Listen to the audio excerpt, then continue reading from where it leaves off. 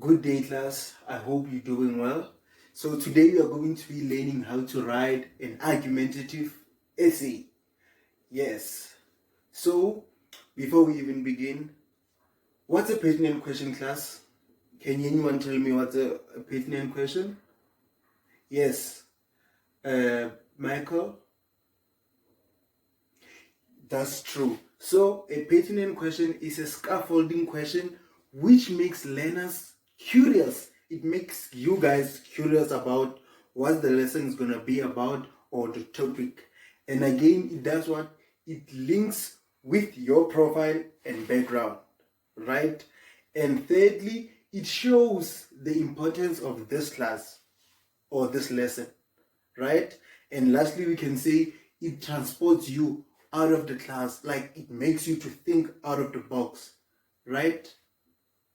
Very well.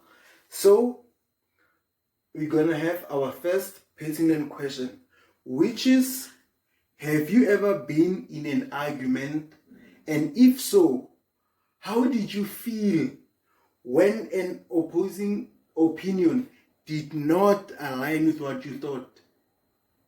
Well, this one is an open-ended question, so you can think out of the box and tell me what you think, and I will give you feedback based on your response.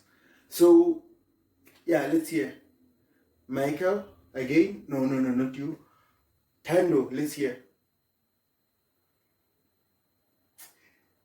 Yes, that's right. Another one, Pinky. Very well. I agree with what you're saying. Another response? Tato?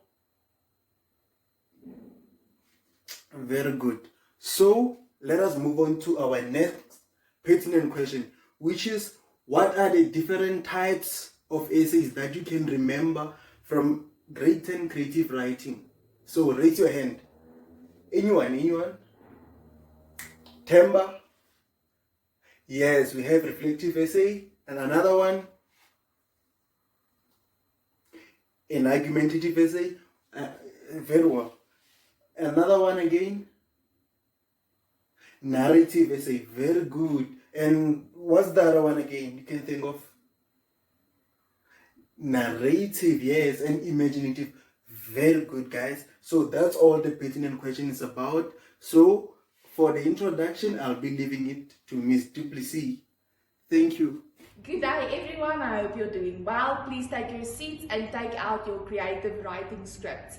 For those who do not have their creative writing scripts here, do not worry, I have extra blank folios here for if you need it throughout this lesson.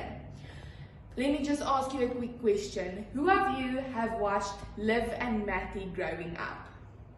Great, today I'm going to show you a quick clip from that series. Enjoy. So, after watching this clip, what did you see? What happened? Yes, Tabu. Yes, they had an argument. An argument about what? Lisa. Yes, Liv wanted to go to another university that offered her a scholarship, but Maddie did not want her to go there and she wanted her sister to come with her. Now I'm going to ask you to please raise your hand if you're on Liv's side. Everybody that's on Liv's side of this argument, please move to the left-hand side of the class, and the rest of you that's on Maddie's side, please move to the right-hand side of the class. In these respective groups, we are going to do a little fun activity. We're going to do a mini debate. Okay, so now that you have divided into your two groups, you have to each respectively choose one group leader, one for Liv and one for Matty, to represent your group in front of the class during this mini debate. And you, Lebogang, that did not choose a side to be on, you can be our mediator to keep the peace during this argument.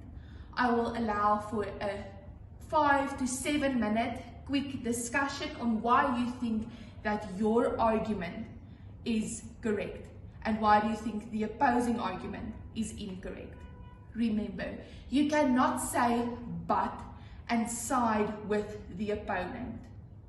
Okay, you may start. Okay guys, now that you are done with your quick discussions and the fun mini debate we just had, do you now see the importance of an argument and sticking to your topic and not going off and siding with the opponents? That is what you have to do when you will be writing an argumentative essay at the end of this week. You have to remember, you have to stay on topic. You cannot side with the opponent or the opposite opinion, and you must use the given information. You cannot use your own opinions, you have to use facts. I hope you all enjoyed this lesson.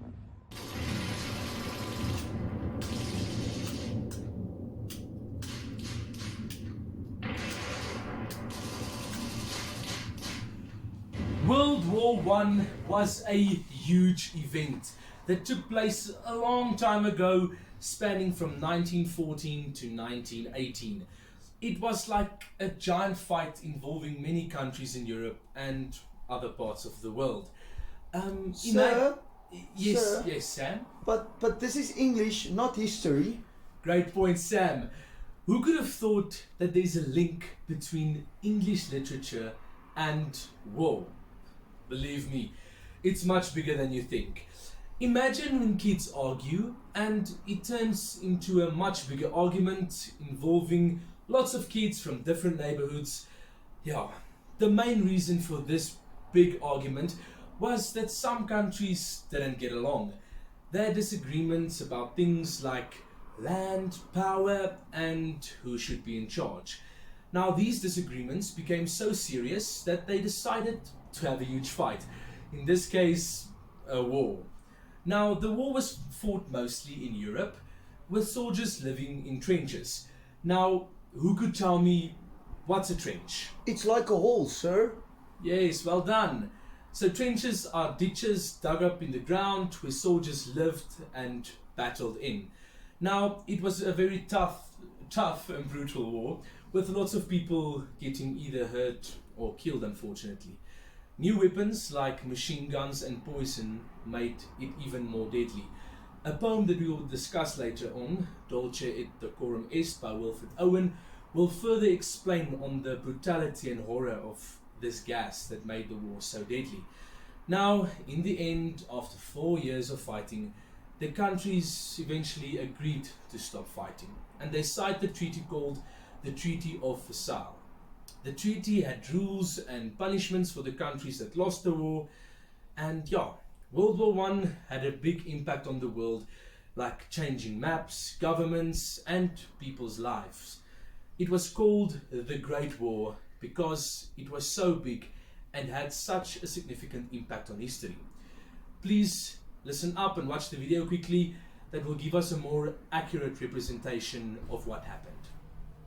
Okay, now to get to the fun stuff. We're going to discuss what impact World War I had on English literature. I'm going to focus on a few points, so listen up. Firstly, the expression of trauma.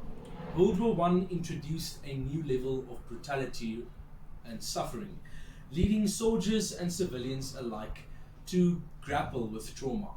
Many writers used literature to express the psychological and emotional toll of the war, creating a shift towards a more introspective and psychologically complex writing. Secondly, the innovations in literature itself. World War I prompted innovations in literary form and style. Writers like T.S. Eliot and Ezra Pound experimented with modernist techniques, challenging traditional narrative structures and language. Thirdly, the social commentary. Writers use literature to comment on the social and political issues of their time, including the impact of war on society, the changing role of women, and the disillusionment with traditional values. And last but not least, legacy.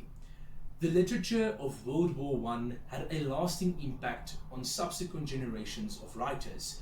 It influenced the development of modernist and postmodernist literature, shaping the trajectory of English literature in the 20th century. Now, in summary, World War I was a pivotal moment in English literary history. It challenged established literary conventions, gave voice to the trauma of the war, and inspired literary innovation. The literature of World War I remains a significant and enduring part of English literary canon, offering insights into profound changes in society and the human condition brought about by the war. Now, ladies and gentlemen, I'm sure you all saw the trenches or the stations packed around class.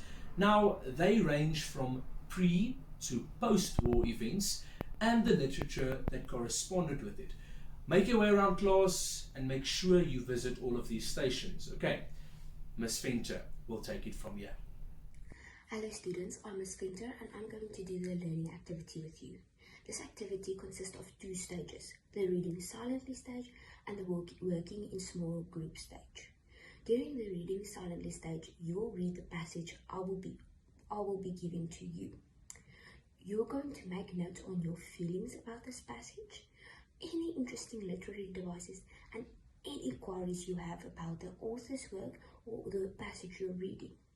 I will be walking around in the second stage and then I will be answering any queries you have on this or the group work.